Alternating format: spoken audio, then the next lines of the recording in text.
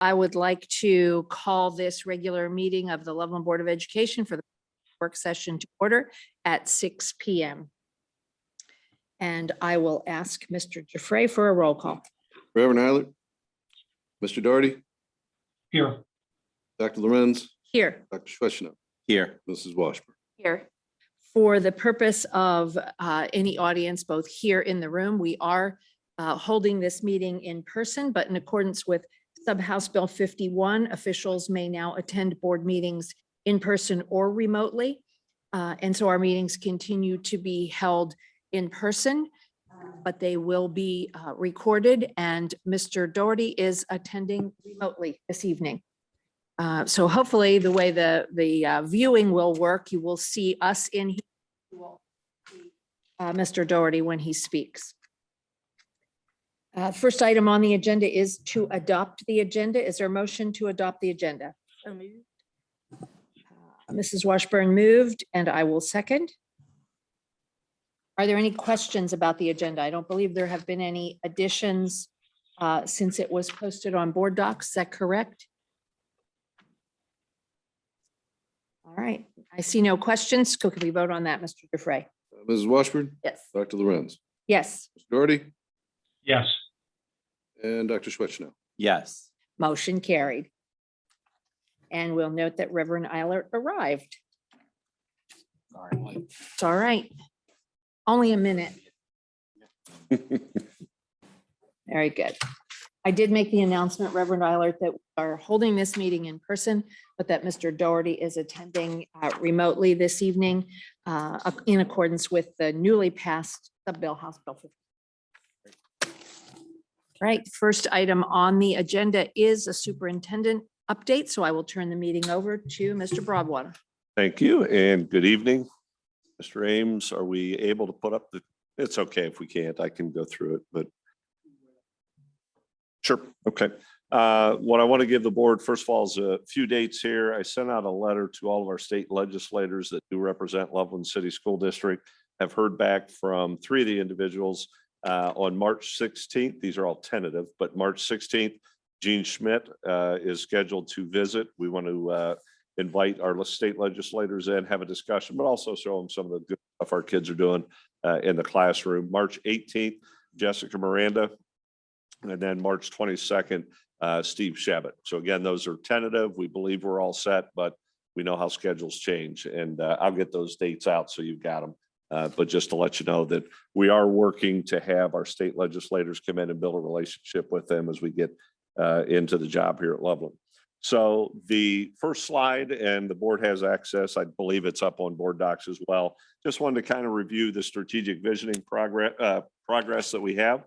The showcase night we had already mentioned was February 9th. We had approximately 50 participants where Reverend Eilert and Mrs. Washburn were also able to attend. And then we did ask for a survey of the stakeholders to ask for thoughts on the updating of the portrait of a tiger. We had over 500 respondents, I believe 508 to be exact. So it was a very good response. It really was basically their thoughts on the updating of the portrait of a tiger. And I think there's some confusion about what portrait of a tiger is. Those are the aspirations we have for our kids. The strategic visioning process is much more involved than that, but it's a small part of it. It's important that the community lets us know what the aspirations for their kids are as we move forward. We are going to continue to tweak that as we go through the process, but we did want to have an update on that from our stakeholders. Community input session number 2 last week. We had approximately 50 participants for the following topics. We had 4 different roundtables. I know Reverend Eilert, Dr. Lorenz, and Mr. Doherty were able to attend, and we appreciate that. We had about 50 participants. We had 4 roundtables. The first roundtable by Andrea Connor was to update the portrait of a tiger to reflect the survey inputs. We were able to take the initial portrait of a tiger. What we had heard from input was it was kind of wordy, kind of education-y. Can we break it down into a little bit more fundamental verbiage? So we did that. It'll probably get tweaked as we go through the design process, but we got some good input with that. Barriers to student learning, Andrew Setters, our communications consultant, did. We had real world application by Garth Collier And then my station was, what does Loveland need more or less of for our students? The reason we picked these tables, the barriers to student learning and real world application, those two topics rose to the top when we were doing the survey. When we were looking at the survey, that's what we kept hearing about. So we thought it would be important to have a couple stations of that. On the next slide, the design team selection is complete to a point. What we're going to do is email all of those individuals that volunteered, and we are going to make sure that they are still available and make sure that they're still willing to do that. The good news is all individuals who volunteered to participate have been selected.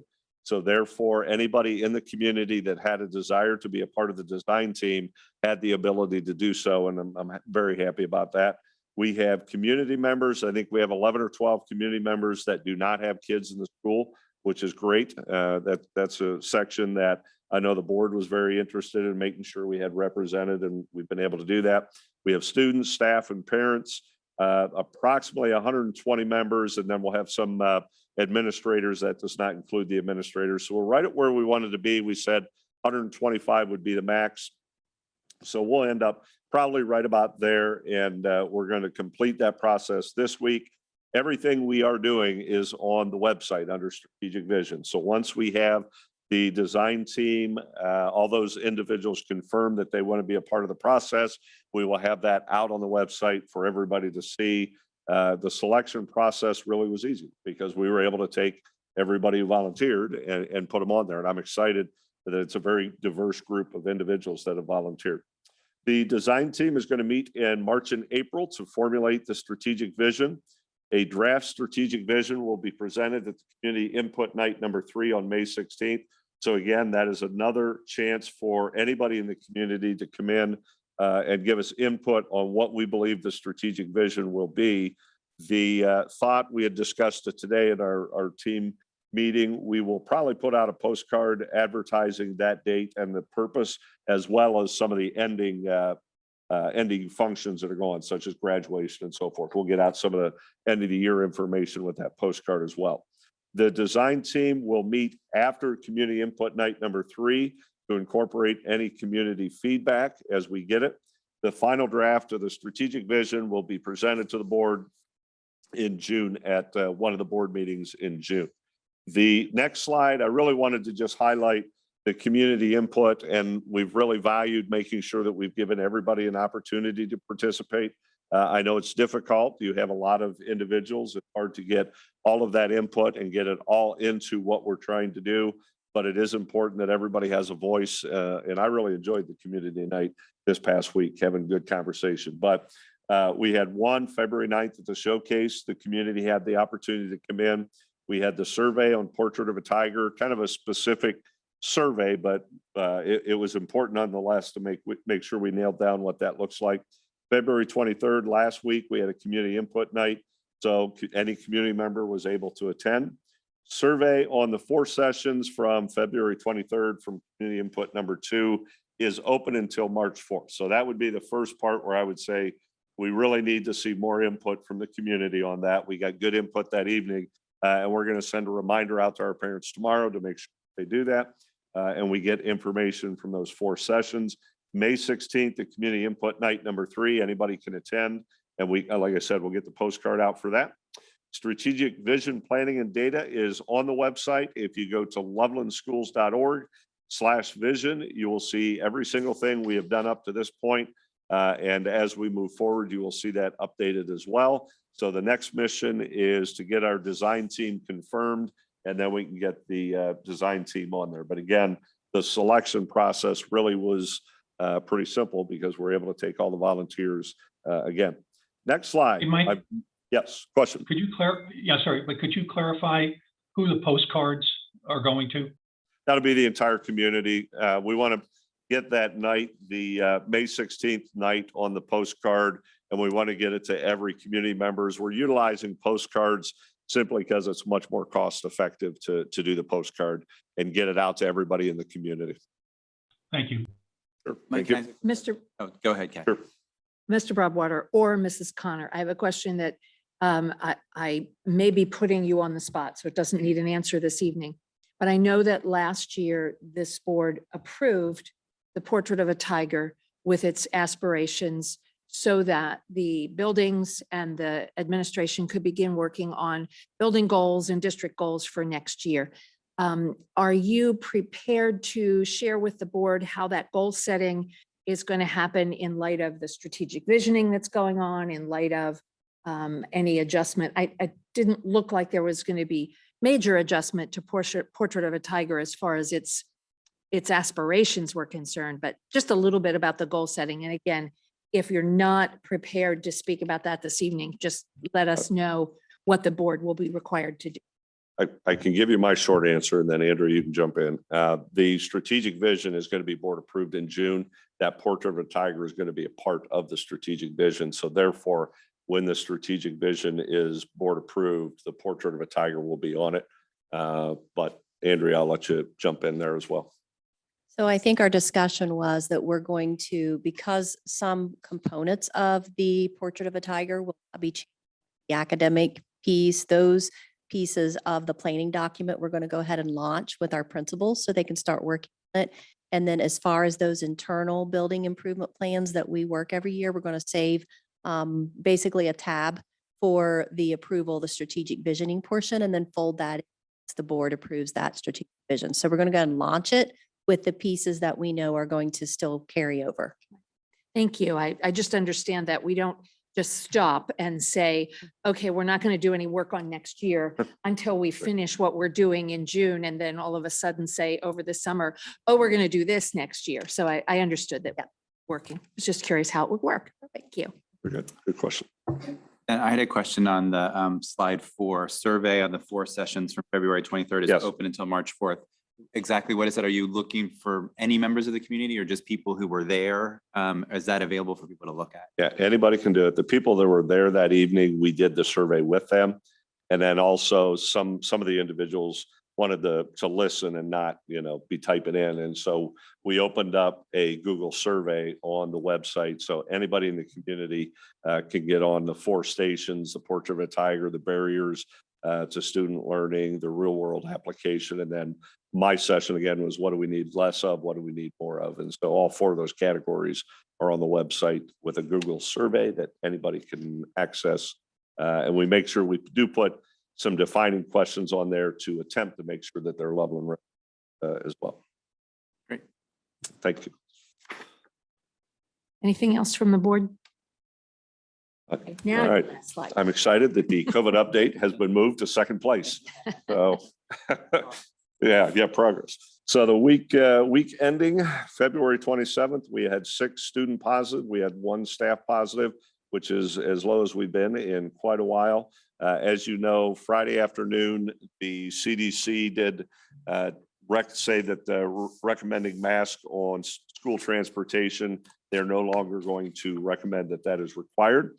And so on Monday, we wanted to make sure we give our parents enough time. On Monday, we did send that out that starting today, we would not have masks on the buses.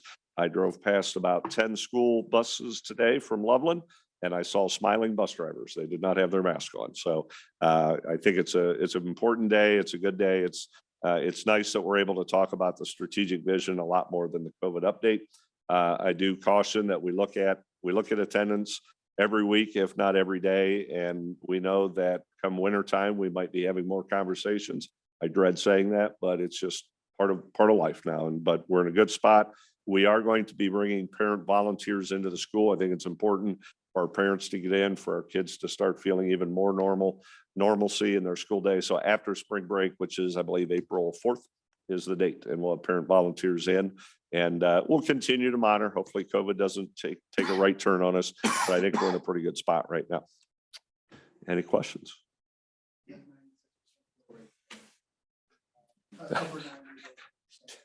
Very good. Just comment on the parent participation, and that's great to hear. That was one of the things I heard the forum concern about that, and that ability for parents to be able to come alongside and help, what's been a difficult year for teachers and help kids that have been struggling. So that'll be a really great positive move. Yeah, we're excited. I think it's important to get parents in, the volunteers, and see what's going on with school. So we're excited about it. I would like to say before I forget, I know the COVID numbers are down and we're able to take a breath, but the amazing strength of our medical professionals in the building over these past, especially over the last couple of months, just it's amazing how much they did for kids and how much they persevered. Our administrators have their lives back. They're not contact tracing every day. And so it really is a fun time to be moving into spring and be doing school. So we're excited about it. The last slide I put on there is just a reminder. On February 1st board meeting, we did talk to the Board of Education about the Coordinator of Technology and Innovation position. On the slide that I provided for you this evening, it's the same one as February 1st, just giving you the rationale. And through a reappropriation of staff, we're not going to be adding an FTE. It's basically determining that this is something that the district needs. We've got quite a bit of money and assets and in time when it comes to technology. This coordinator position is going to help to make sure that we're utilizing it properly. They are going to be a direct report to Andrea Connor, our assistant superintendent, also a indirect report to John Ames, who does the purchasing of technology. So we're excited for that. We did have the opening of the posting and the closing. I believe our interviews, we have some excellent candidates we're pretty excited about. Our interviews are going to start on Monday, correct? 1, 2, 3, and 4 o'clock, all 4. And we are excited. We'll then move forward with the second round as we get closer to the Coordinator of Technology and Innovation. The goal would be to be able to name that position at the next business meeting if the interviews go as we plan. So with that, so ends my report, and I will take any questions. I see Mr. Doherty popped up full screen, so I think maybe he has something to ask. Yeah, Mike, I was just going to comment on the Coordinator of Technology and Innovation position and the process that you've taken us through. I went back to the February 1st video earlier today and re-listened to our discussion. That was one of the longer discussions of that evening, and it was quite thorough, quite comprehensive in terms of the need for this job, the way you're going to pay for it, the way you got to needing it, and briefing us on this before you actually started any hiring process. So I wanted to say thanks for the process. I think it's the way things should go. And if anybody in the community is not up to speed on this, this slide that Mike just reshared with us tonight was shared back on February 1st in a robust discussion about, I actually wrote the timestamps down, about 32 minutes into the meeting, went on until about 45 minutes into the meeting. So that's all I really have to say. I think this is a job that we've earned the need for through the changes that you've made, the experiences that you're having to deal with right now. So that's all I have to say about it. Thank you. Yeah, the one point I will stress is first and foremost, to staffing, we're looking at class size. To me, that's number one, is what's happening in the classroom. This will not affect class size. It's through attrition of a position that we know that it will not affect class size. We look at class size. That is the number one priority for our kids and for our teachers to make sure we can deliver the instruction. But with that, I appreciate you bringing that up, and hopefully we have good news next business meeting. Anything else? All right, seeing no more waving hands from the board table here, we'll move on to the second portion of discussion topics, and that is under board update. These are board discussion topics. The first one is Planning Commission discussion. I will remind board members that we did have a great presentation from mainly from the Finance Committee of the Planning Commission at our last meeting. 2 reports, one on extracurriculars and one on the idea of an income tax. Both those reports are important. Both those reports have been filed now with the board and can be used, particularly during the strategic planning process, particularly during any future planning that the board does. And we're really very appreciative of those. we're appreciative of the Planning Commission work. There was also a slide from the Planning Commission presenting to us their feelings about where the Planning Commission is right now, with the major statement being they feel that they have completed the tasks that they have. We have discussed this in board meetings for quite some time now, the need to make a decision or at least make a statement of where we're going with the plan. So if we're going to leave it the way it is, or if we're going to make some, there is no action needed tonight. This is the really serious discussion of what we're going to do. So I'm opening the floor to board members to talk about the planning commission.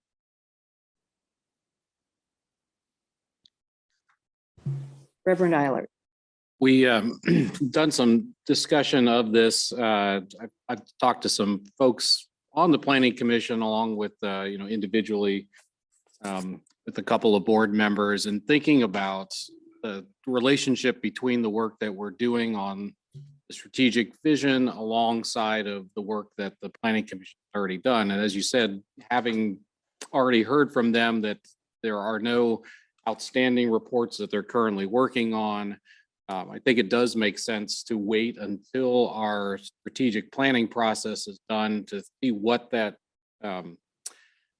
brings out, that we will want community engagement to help us to achieve whatever those goals are that we set. But until we have those goals, and again, knowing that they don't currently have any ongoing work, I don't think there's a reason to recommission them now, give them additional work, that unless there is some other work that other board members are seeing that we need to do. But for right now, I think the best path would be to put their work on hold, and then really to see what structure we think best works for the goals that we set in the strategic planning process. Think about how do we reconstitute a planning commission that will help us to achieve those goals. So that's what I've been thinking about. Particularly Eileen and Eric, you guys have had the primary relationship with the planning commission. I'm wondering what you're thinking about that. I think you summed that up great, especially for somebody who had been involved for a short period of time.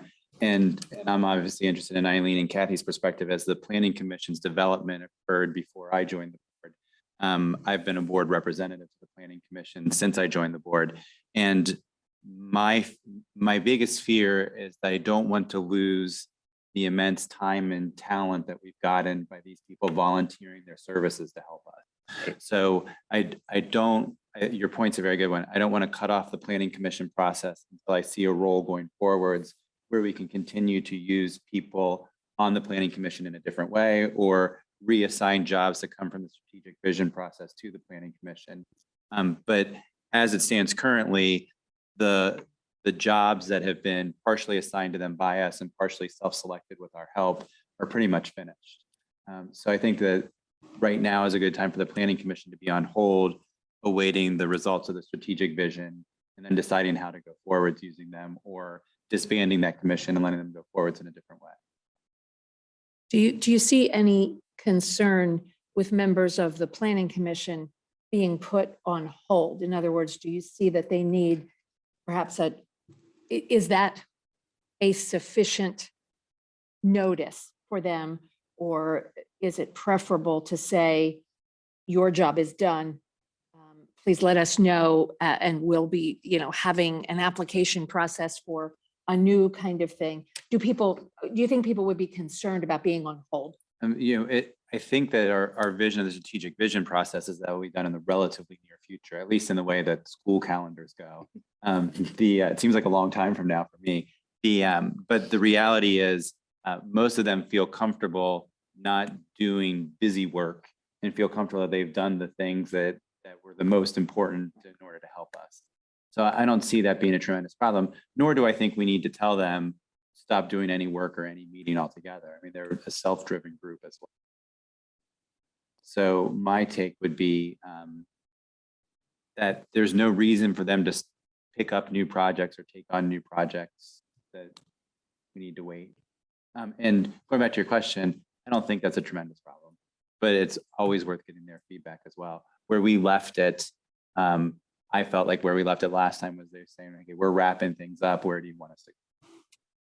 Do you think it would be appropriate for there to be a communication from the board, an official letter or an official email that sort of outlines that kind of process, that that the commission is on hold at the moment, that the board is not issuing any new tasks, that the board is not saying there's any for them to meet as the strategic planning process goes on.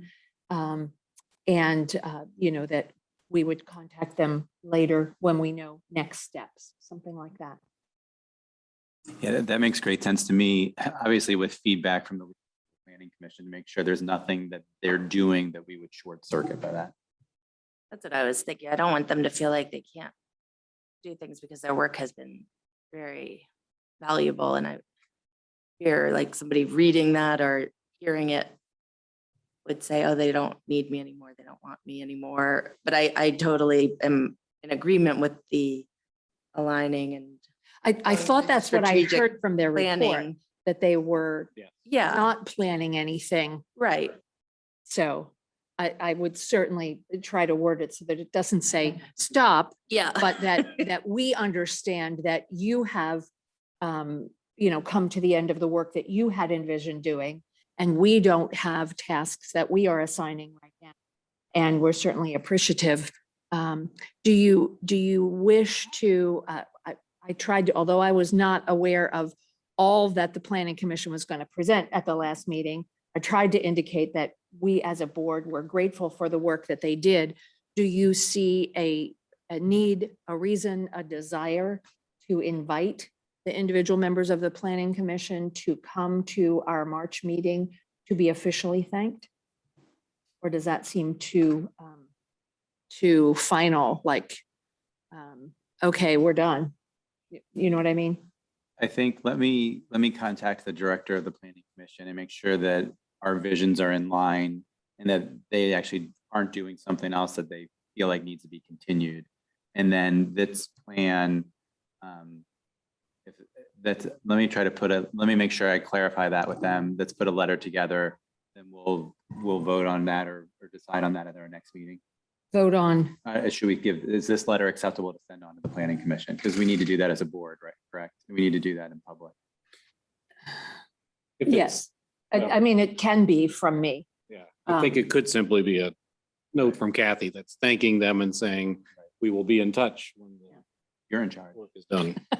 Well, but I will wait to hear from you what you hear from Director of the Planning Commission and then proceed with that notification. Mr. Doherty, you have anything to add? Yeah, I just wanted to clarify with everybody that essentially what we're saying is to suspend, but not dissolve the Planning Commission at this juncture and wait and see where the strat plan process goes. Is that the essence of where everybody's head is? Yes. Yes. I have not looked at the website recently. Do they have additional meetings still posted on the website?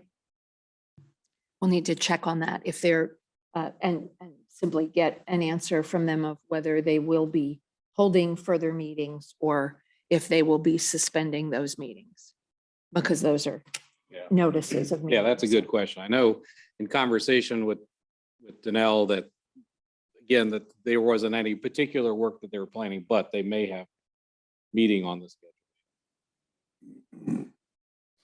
If you could confirm that, Dr. Swetchenow, both that sounds okay, and that there are or are not meetings scheduled, get to work on a letter. If anybody has any ideas of what they'd like included in it, let me know, but otherwise I will get that ready. There is one scheduled for tomorrow night and May 4th. Planning Commission. Okay. One for tomorrow night and for May 4th. Yes. I was going to say tomorrow night's not May 4th, right? I haven't lost like Tomorrow night, several March months. 2nd and May 4th. Okay. So I would just also want to amplify what I think several people have said, and that's acknowledgement of the kind of expertise that's on the Planning Commission that's been very valuable to us during the last several years. And I don't think, I can't see a future where we would not want to somehow take advantage of the talent that's there on various topics that might arise during the planning process.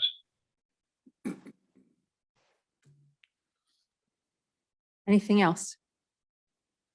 All right, well, I feel like we're inching toward something with the planning. The other item for discussion on ours is the open issues register. I don't know how often you check it. I know that Mr. Doherty has been working on it recently to make sure it's up to date. I think there are two things that the board needs to confirm. We have talked about it briefly, and I just want to say something. I keep looking over to the right. We're having a beautiful sunset. And I just, every time I look to the right, I say, oh, look at that sunset. No, it wasn't you that I was looking at. And it wasn't Mr. Doherty. It wasn't Mr. Broadwater. It really is. A lot of sunshine on this side of the room. I'm sorry. It's just, it's nice to be able to take time to enjoy something like that when you think about where the rest of the world is and whether they're able to enjoy a sunset or not. It's really very nice. Sorry for the interruption. That was, as I get older, I get more attention deficit. So there you go. The open issues register. I think there are two issues that we need to think about with that. We have talked about whether or not we would keep both the open issues register up to date and also create some sort of regular calendar for the board that says in January, the board's going to do this or that. But I know that Mr. Doherty has done some work on it, and I think he's got something to show us. The other issue that I don't want us to lose is that we do have on that open issues register that we would appoint a student achievement liaison and a legislative liaison. And that probably should have happened in January. Those are representatives to OSBA. So I would like us to talk about those a little bit as well. But maybe Mr. Doherty wants to lead off with what's on the open issues register, and then we can have a discussion. Sure. I'm going to try sharing a screen here. We'll see if this works. Okay, what should be there now is the current version of the open issues list. And I'm going to exchange this in just a second for a somewhat revised approach to it and raise some questions.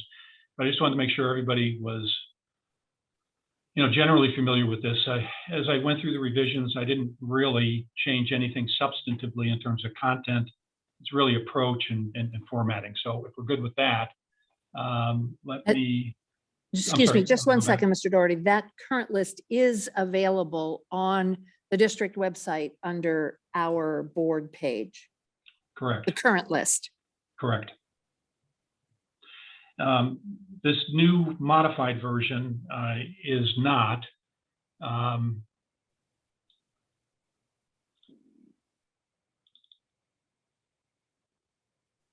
Okay, so let me just run down this, and we probably have a few things to talk about as we go through it.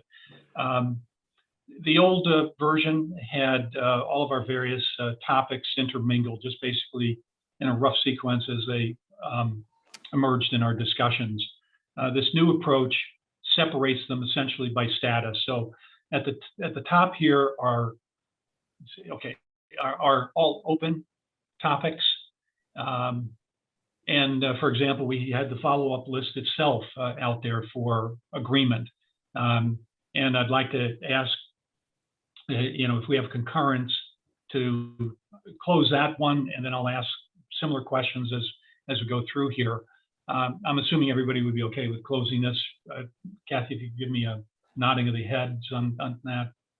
I'm assuming we're okay on that. I think we're okay on it as long as we decide to keep open issues and new issues that we add. In other words, Right. as long as there's nobody raising their hand and saying, I really want a separate calendar. Right. Next on the list is alternative busing strategy. This is something that's been operating in the background for a good number of months. It's never not been talked about behind the scenes. It just hasn't been ripe enough for any public discussion as yet, as folks have been trying to work through different approaches, options, et cetera. I gave a little more granularity to it in here.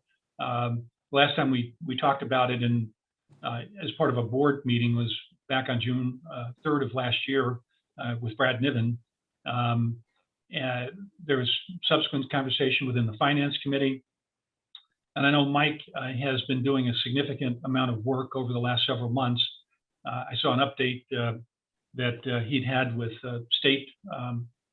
more statewide officials on this topic. And I know a number of us continue to have the conversation about how do we find some approach that may work to reinstitute high school busing, or at least partial high school busing.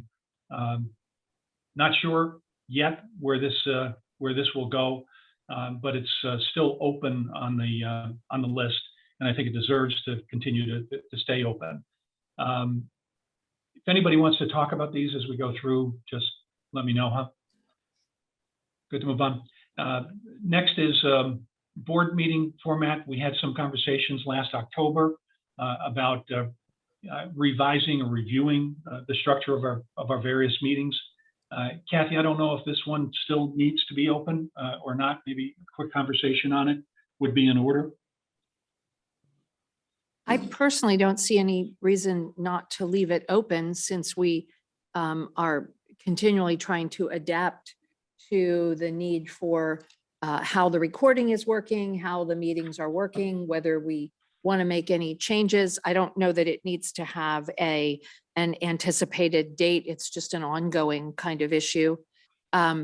Also, for an example, this evening, we added the notion that House Bill 51 allows now participating virtually. So that's a little bit of a change to our meeting format. So I don't see a reason to close it. I think we could leave it open, that we are continually reviewing our meeting process. If I may, we asked legal counsel to review where we were from the last time that he said what we're doing was fine. And Mr. Stedronsky came back and said, I've reviewed everything up to this point, and it still looks like everything's in place the way it should be, and you're reporting at an appropriate level. It was, I think, the level of the documentation of the minutes. And so he came back at our request to tell us that we are documenting our minutes accordingly and above and beyond. Okay, I mean, I'm open to either closing it and opening it as a new issue sometime, or leaving it there, allowing people to know that we continually review our meeting process. And the only thing I would add is that the danger, I don't disagree with you. The danger of that is you start adding a lot of things that never get closed. Mhm. The list just grows and grows. Yeah. I'm fine if people feel we're okay where we are right now, and then we'll open it again if we need to. The only other issue that I think deserves some consideration for the board as we move forward is thinking of our last meeting where we were here till 10:30 at night. We had a lot of stuff stacked into one agenda. So just in terms of how we think about our agenda and what do we put on any given night, and can we move things around? So that's kind of a different issue than the reporting, but in terms of thinking about our meetings and how we organize them. So I don't know if you consider that a different item or not, but I do think that's worthy of some consideration to think about how. I think there's two ways to look at it. We can either say it has to be an open issues issue, or we can say we were looking at recording, we were looking at, we took a look at how we're doing, and we've gotten reports, and we're happy with where we are. And we can close that, and we can continue to be self-aware of our meetings and how they are run and how they are operating, and we can react to things that we need to change without it having to be on the open issues record. Mhm. I mean, that's just a part of doing business, I think. Right.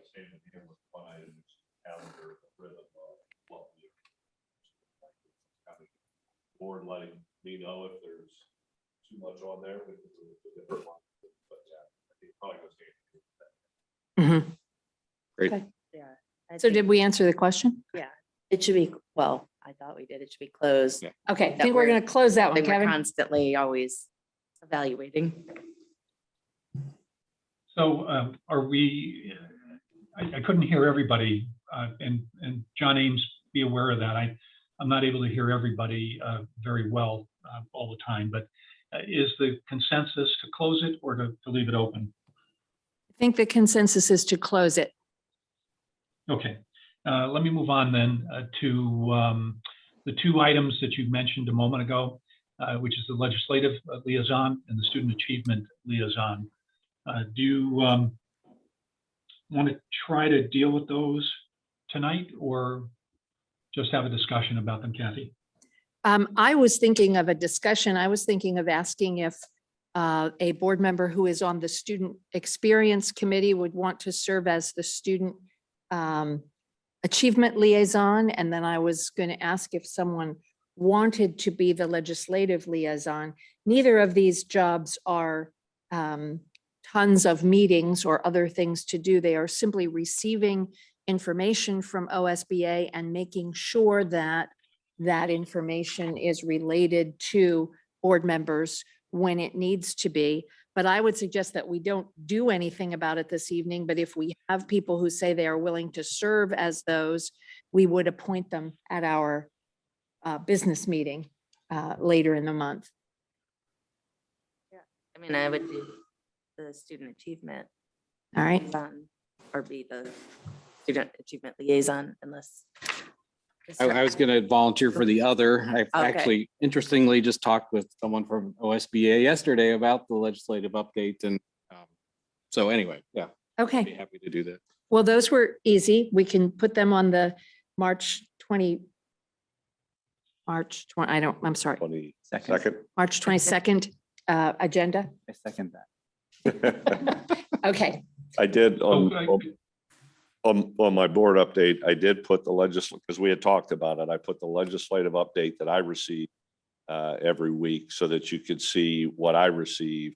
That's going to have a different lens than what you would receive as an OSBA rep there. And I think it's important that, you know, there's good discussion about how it's going to affect us locally. So I think it's great if we have somebody doing it. As far as the register is concerned, Kevin, I think we could actually move those off the register and include them in our calendar, in our yearly calendar, and make sure that they are handled in January of each year, along with the other committee things that we volunteer for. So, And Kathy, if I Okay. remember correctly, if the legislative liaison was our nominated representative to the Capitol Conference with a backup person, that person's not available. Is that correct, or is that two different things? it's actually two different things, but we could do it that way. That makes it easy. New. November 13th to 15th. You second that motion? Point of order. So Kathy, just to clarify again here, you believe that this requires action by the board to identify these two liaisons? I think it's good to have it in the minutes. That way we all remember that we did it. We didn't just say, oh, we talked about it and I don't remember who said they would do. I think it's good, but I think it's good if we have it in the minutes in our January organizational meeting, and it's simply hanging out here on the open issues because we didn't take care of it then. And additionally, you would propose pushing it to the next business meeting and have it formally approved there? Yes, rather than make a change to the agenda this evening. Okay, so just to recap, I have Jonathan as the legislative and Eileen, if I heard correctly, student achievement to be approved at the next business meeting on the 22nd, and then also to add the identification of these two people to our annual calendar. Yes, got it. Okay, very good. The next item is actually the calendar.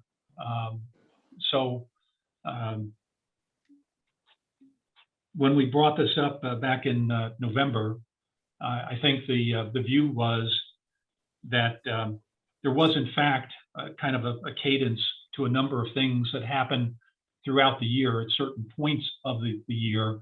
And the goal here was to commit that to some kind of a document, make it visible.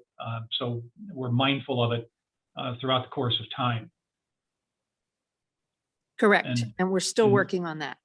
Yeah, and I don't know, I think I'm wanting to ask Mike, maybe I'm putting him on the spot, but whether this is something that's actually a bit more in his wheelhouse to create.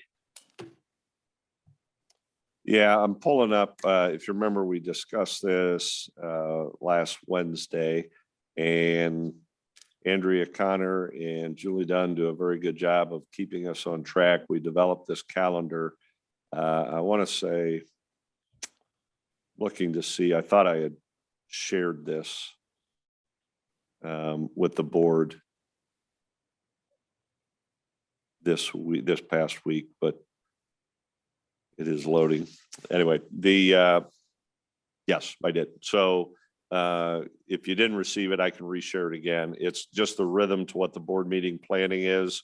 And we as a leadership team will sit down every Tuesday. We look at what's coming up for the next board meeting. What did we do last year? What's the rhythm? And as a new team and a new board, we're adapting it. So I did share it. I'll share it again.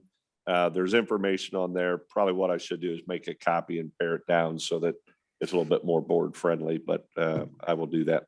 So, yeah. I also think it would need to be pared down a little bit if it is in fact going to be posted on a website. Oh, right. It needs to sort of include just the basic, not things that popped up this January or this February, but just sort of the this is what has to happen in January. This is what has to happen in February, that kind of thing, if we Yep. are in fact going to. Yep. I'll work on that and I'll get it to the.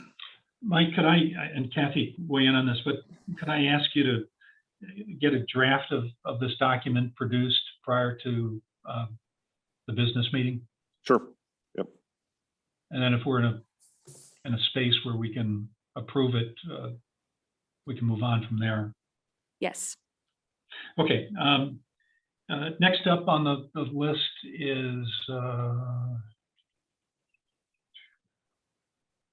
It's a planning commission. I right. think. So Planning Commission is next. Obviously, we talked about it tonight, and I'll update this with what we talked about tonight. Leave it as an open item until next business meeting, I guess. Again, correct? Yes, I think so.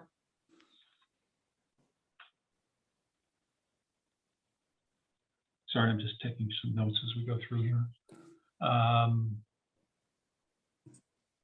Treasurer search, I've just indicated as it's paused and leaving it open. I don't think we anticipate any change to that right now, right? I don't think so. Okay, and then I created a section of what I call recurring topics, and these are, I don't know, in some sense they're similar to the calendar,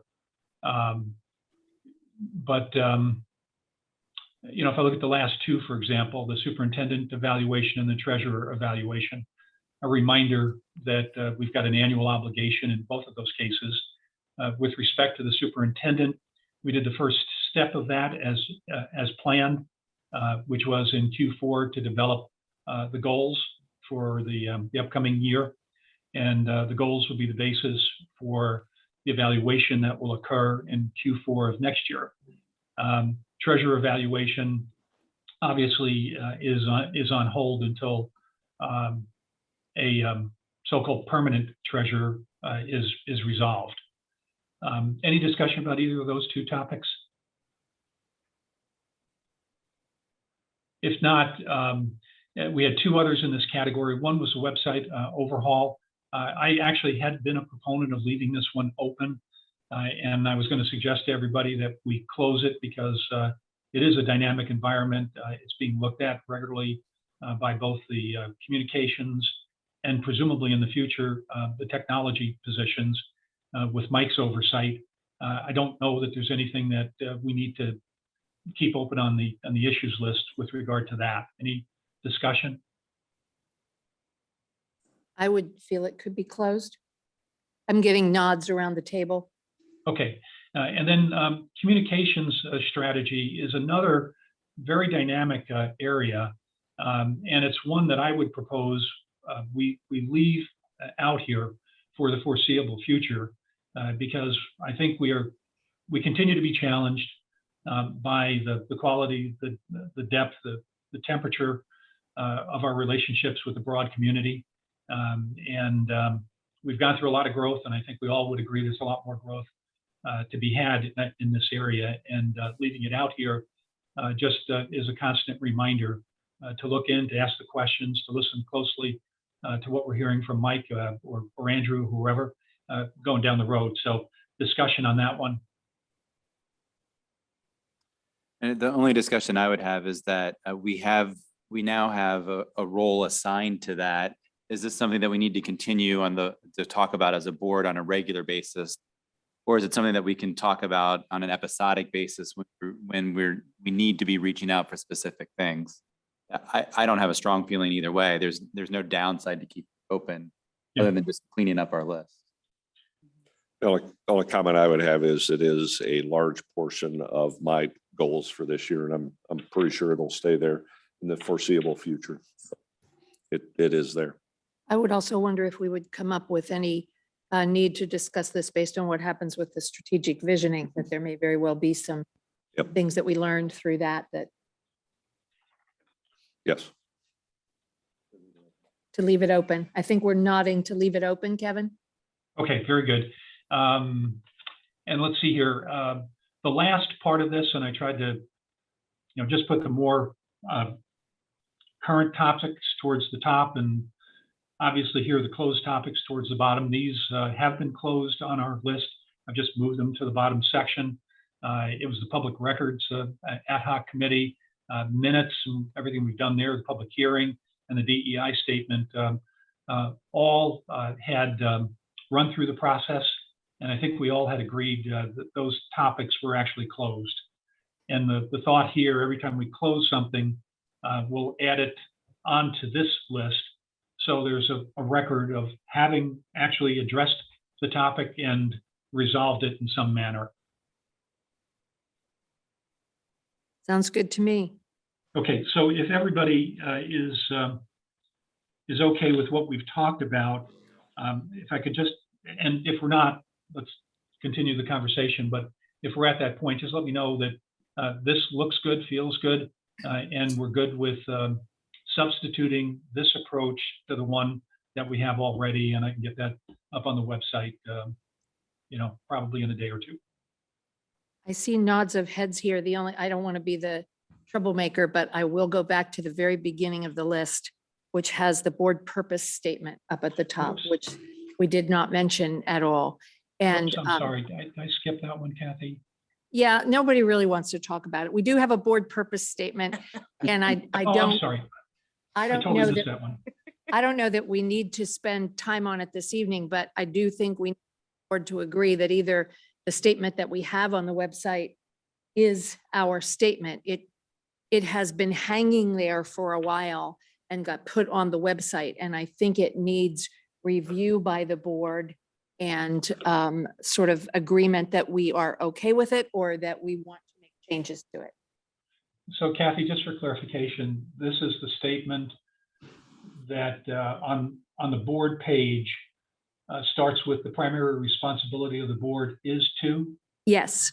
All right, I've got it up here in front of me. It's not that long. If people would like it read, I can read it out loud, or we can. We could, or I don't know that people have been given the opportunity to think about it. I don't know whether they want to think about it on the fly or whether they want to read it and have some thoughts and be prepared to, when we make some motions concerning this open issues list and the liaisons and those things, we could finalize that on March 22nd as well.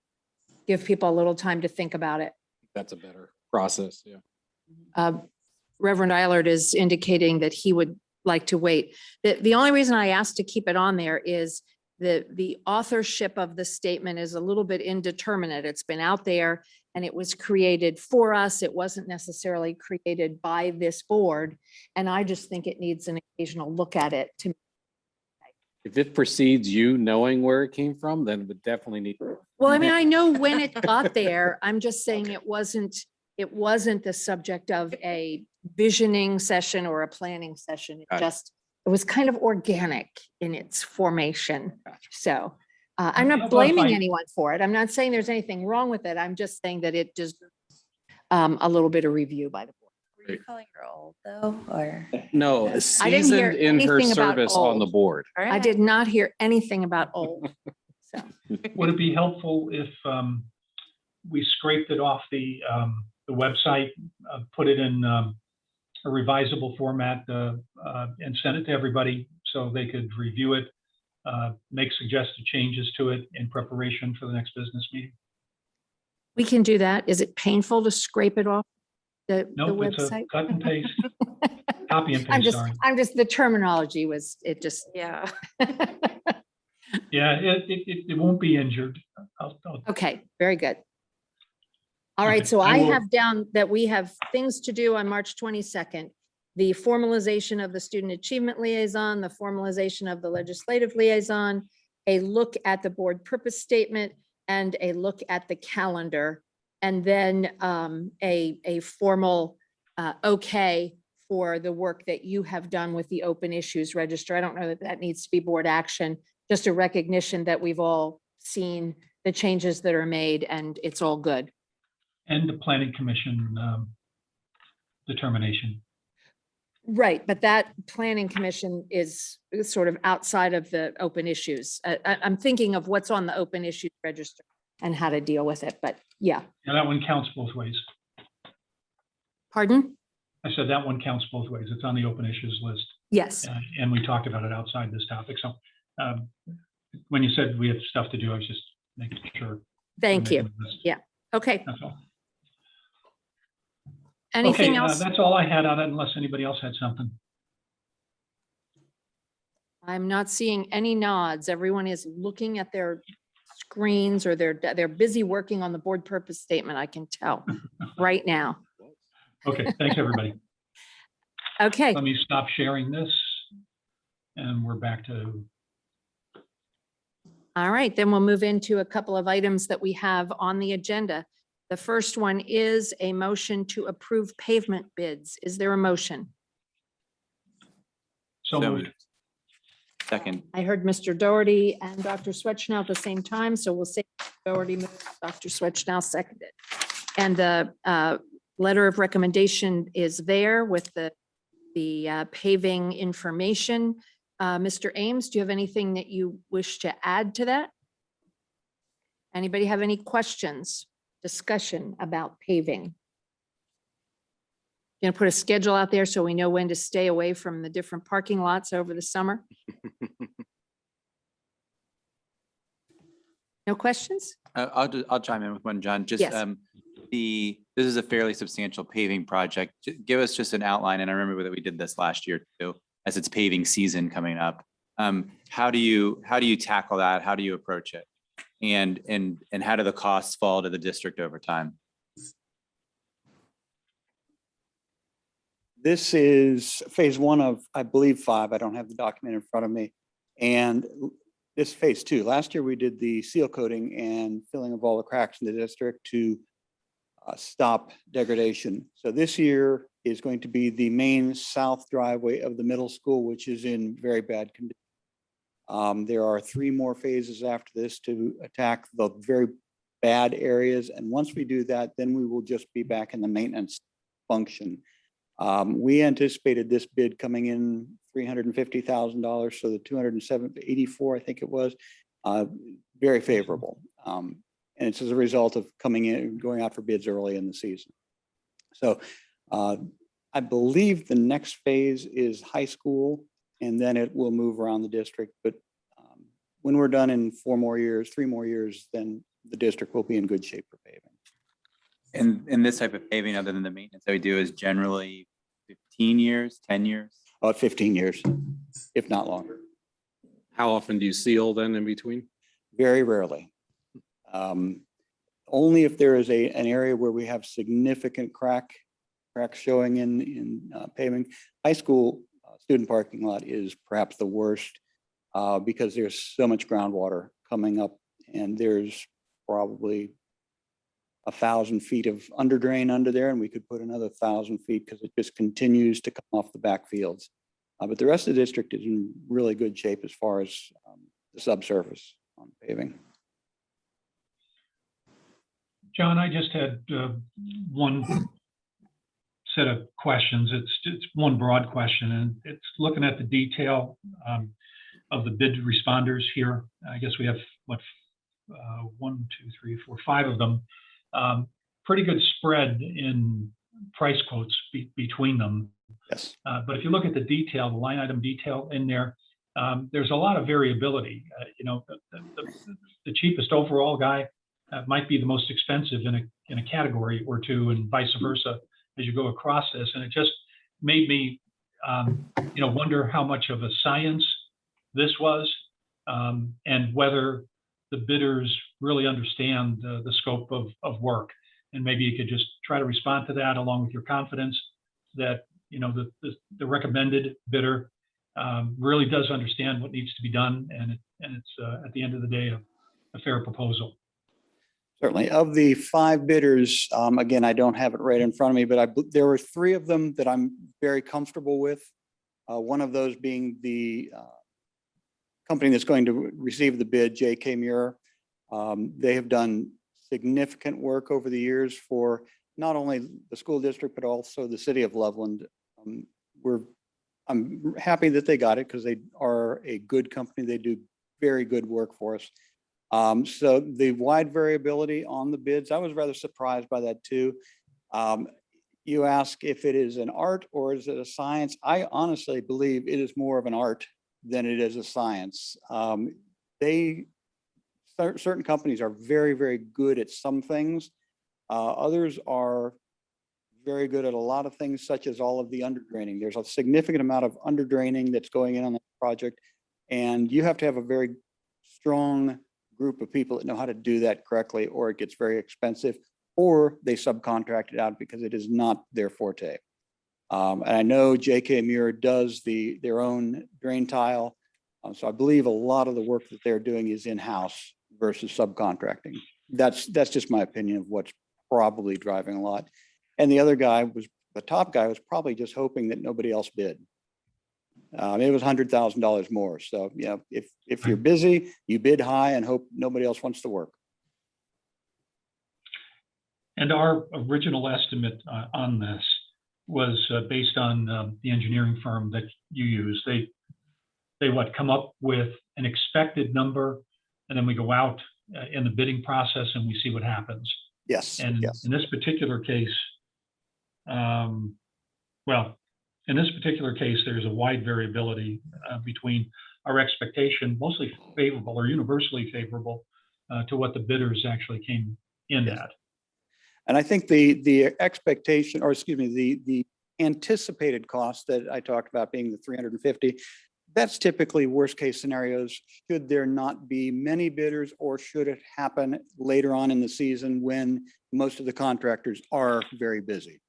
So again, when we do it early like this, we get the best of the bids because all of the different contractors like to fill their book of work for the summer. Yeah, so final comment, and by working with you on the facilities committee over the last couple of years, I've grown to understand that you've got kind of a master plan for the major areas of what I'll call capital maintenance or asset maintenance, whether it be roofs or in this case paving. And you've got a strategy to how much you do and when you do it. So we don't get exposed to having to do all the paving in 1 year or all the roofs in 1 year. They're kind of layered out over time, and that layering is supported by similar kinds of engineering firms that have looked at these areas and made recommendations to you. So there's a process to the sequence of these maintenance proposals that you bring in front of us, right? That is true. Try to get everything at least on a 5-year plan. Transportation's on a 12-year plan rotation. Roofing is on a 25-year plan. Technology is on a 5-year plan. So everything that we do is based upon the life of the asset. And then you look out and see how you can spread those costs out over whatever period of time it is that asset will last. Okay, thank you.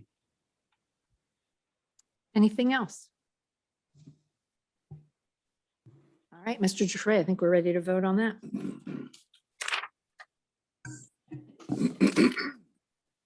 Mr. Doherty, Yes. Dr. Swetchenow, Yes. Reverend Eilert, Yes. Dr. Lorenz, Yes. Ms. Washburn, Yes. Motion carried. Thank you, Mr. Ames. Thanks, everybody. The next item, it's under resolutions. It is not a resolution yet. It will be a resolution 22nd. It is, as you can see by the narrative there, the treasurer recommends the board review revised policy 6423, use of credit cards. It will be up for its second reading and adoption on March 22nd. You can see the explanation. The district credit card program is being updated to reflect a compliance model permitted by the Auditor of State, which will improve operational efficiency, controls, and record keeping. Normally what happens with policies is they come through the policy committee and you own a previous policy and what was being added or subtracted, what was being changed according to law. It's probably more helpful just to look at this policy as it stands and make sure that you are ready for adoption on March 22nd, because this policy has been vetted by legal, but it is to reflect how the credit card policy will work here in the district. So if you have any questions now, you're welcome to ask them. If you want to wait until the second reading, that's fine. Or give me a call in between. What was that comment? I'm sorry. Or give me a call in between if you have any questions. Oh, Call Mr. Giuffre if you have any specific questions. That maximum limit really correct at $1 million? It's standard language, but not in the Neola policy. This is what, as an entire organization, we're not just talking about a specific card. It would be Kroger's, it would be Lowe's, it would be HD. So it's the entire card program. And one of the programs that we have is a CPS program that actually pays our bills and gives us money back that we're increasing our participation in. Thanks. Rob, I just had one question for clarification. It's what you've got here is policy. Are there any operational changes that you anticipate as a result of the policy? Quite a bit. I'd be happy to send you the guidelines, the forms, the proposed envelopes and templates. Yeah, it is a very succinct program that does everything that I mentioned in the description, but this policy is language that's required by Ohio Revised Code as determined by our attorney. I view this a language, a lot of the language in here is regulation, but our attorney has said that it is required to be in there by law. So that's why it's in there. It's also in the guidelines. Yeah, part of the reason I asked the question is that we've had credit cards before, right? So it's not, you're saying that it's not just a policy change. It is a policy change to update it, to make it tighter and more consistent with state requirements. But you also have plans to improve operationally the credit card program that we use, or how we use credit cards.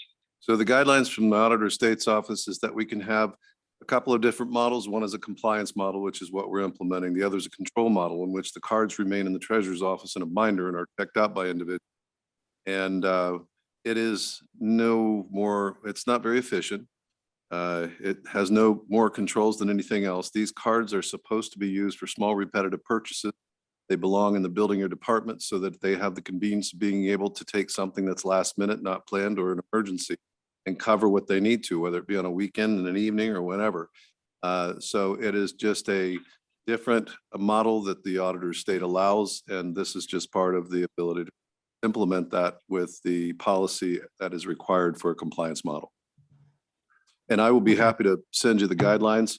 We're rolling this out on the 11th of March. Yeah, I mean, the reason I ask it is that I've had enough conversations with you to know that you're thinking about a lot of process changes in the Office of the Treasurer, targeted at better controls and more efficiencies, lower operating costs, and ease of running the business side of the district. And I assume that this was, that this plugged into that overall strategy that you've been working on. And I just wanted to clarify it, both for me and for everybody else. It's a purchasing system. And you've probably heard me say this before, Mr. Daugherty, but a business is only as good as its processes, and processes are only as good as how they deal with exceptions. So This is one component that deals with exceptions very well. We certainly have our check process as well, and then our card purchasing system, which is a process where our bills, we upload a template of what our bills are for the month, and this organization pays them on our behalf, which then brings money back into the district. So this is part of the purchasing system that we're trying to put into place to be able to and along with our purchase order process that we're also putting in place this month, in which purchase orders are no longer emailed or printed, they will file themselves. So yes, it is part of an overhaul of all the purchasing systems in the. Okay, thank you very much. Thank you. You have an anticipated amount. I saw at the end, you had that they'll file a report with the board detailing all rewards received. Is there a anticipated number that you're looking for there that by utilizing this system more? Well, the CPS system, I believe if you're going to use something, you go deep. And so what we've been using with CPS hasn't been reviewed in a while. So I called all of our vendors and I said, sell me again. Because we were getting $400 a month for using this CPS system. Again, it's a file that's uploaded to them and they contact all the vendors to make sure the vendors are okay with using this. If the vendor doesn't like to use the card, which is immediate cash in their pocket, they can use an ACH process. And then Mr. Ames is going to review any of our smaller local vendors that would not be in their benefit. But what $400 a month is a drop in the bucket. I'm looking at trying to bring in $4,000 to $5,000 a month. Pay for a person in the office. Why not? It's the money's coming from the discount that's charged by the merchant. I love the word discount because what it is the charge for them. So we get part of that back. And again, if we use big ticket items, we'll get more of that back. So that would be what I'd report to you. And hopefully that answer will go from 400 to 4,000 and 0 to 60. Good work. Thank you. Thank you. That was a good question. My question was going to be, can I come in and watch the purchase orders file themselves? It's pretty cool. The technology we've had, we actually have the software. And this is probably too much information, but what we're doing this month is we're starting with just the purchase orders. We have a system that we've been using for other things that can do rec to check digitally. So what we're doing so that when you do change management, the one thing that you want to do is prove you can do it before you impact the end user. And so with this, it will provide on a shared drive all of the purchase orders for each department individual. And the nice thing about it is they can behave however they want to. They can go in and put them in by month. They can change the name to the vendor. They can do it, organize it however they can not organize it at all. But then they have the control to be able to email it, fax it, or mail it, or just give the number over the phone. So it's all of them are there. I don't like using email as a tool for a process because email is meant for communication. So with that, it has very little impact on the end user right now. They'll get used to it. Moreover, we'll get used to using this SC view, which is rec to check. And I don't want to impact the end user until we're ready to move, because once we do that, then the end user won't have to use state software. And this is a point and click environment. It's well supported. And so it will improve operational efficiencies, but that's next year. That's part of next year's goals and our strategic priorities. This is like one step towards it. It's to get our staff where they need to be, support that process. I'm excited about it, as you can tell. Yes. Very good. Thank you. Anything else? Okay, so as I said, there's no action on this. It's not a resolution. It's the first reading of the policy. The next item is Director of Human Resources. We need a motion to approve the resolution. Director of Human Resources, resignations and employment of certified classified homebound substitute and supplemental positions for the 2021-2022 school year. So moved. Mrs. Washburn moved. Is there a second? I can second. Dr. Swetchnow seconded. I think that's what I heard. We have, I believe, just the one item. That's correct. Mr. Carlier. Yeah, the only item we have on here is for Andrew Setters, who currently is our communications consultant through Hamilton County ESC. And what you are looking at tonight is the recommendation for Andrew Setters to be the Director of Communication and Community Engagement. In essence, we would be ending our agreement with HCESC and then hiring Andrew as a part of the Loveland City School District. And there are many things that are going to be in our court with that. For example, like he's here tonight because we're voting on this, but he is going to be able to attend board meetings. He is going to be able, we're going to be able to, instead of just contracting him for the 180 days that we did for this year, we have access to him all the time. So no matter what time of day, work time or non-work time, I'm really selling this for you, Andrew, right? Don't sell it too much. Kurt. Right. But no, just having him in a more formal way as a part of our team. We've really enjoyed the work that he's done for us through the county.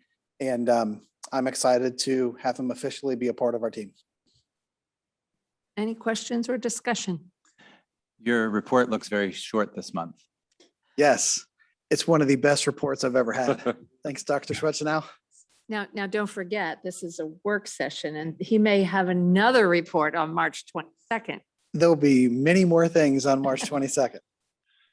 You know, I would just remind the community that might be watching this, that although we're having a relatively brief discussion about this communications role, if you go back to the last meeting that I had referenced in respect to the technology role, we had an equally extensive discussion where Mike had gone through a complete presentation of this role, how we would do it, why we would do it, et cetera. So if you're interested in more detail about the logic and the kind of the premise for this, you can go back to the last meeting, and I'd given you a 30-minute timestamp. I think if you go to around 20 minutes into the meeting, that's where that discussion occurred. And I think it'll answer any questions that the public might have about it. We've all been through this discussion already. Yeah, absolutely. Thanks, Mr. Doherty, for saying that. The only other thing I would like to add to that is, as a district, our goal has been to making sure that we are connecting not only with our community as a whole, but our parents, our staff. And it has been a goal of our administration team, making sure that our communication is more, we have better communication, whether that be it's more consistent, and it is on point, or the things that people want to know, highlighting the great things that our staff and our students do here. Andrew has been a vital part of us making some tremendous strides in that area, and we want it to continue in that fashion. And this is a step in the right direction for that. One thing I would add, in addition to being impressed by the materials that he's producing for the district, I got to see Mr. Setters twice in community forums recently. And he does a tremendous job interacting with the community. And so we're going to be well served by him in that role. And I really appreciate his willingness to step into this. I agree. Thank you. Anything else? All right, Mr. Giuffre, can we vote? Mrs. Washburn? Yes. Dr. Swetchno? Yes. Reverend Eiler? Yes. Mr. Doherty? Yes. And Dr. Lorenz? Yes, motion carried. Welcome aboard. Welcome, Hey. Mr. Setters. Congratulations, Andrew. Have you? Officially. Longest job interview ever. Even though you do have a table there that's a different shape than the other administrative tables, but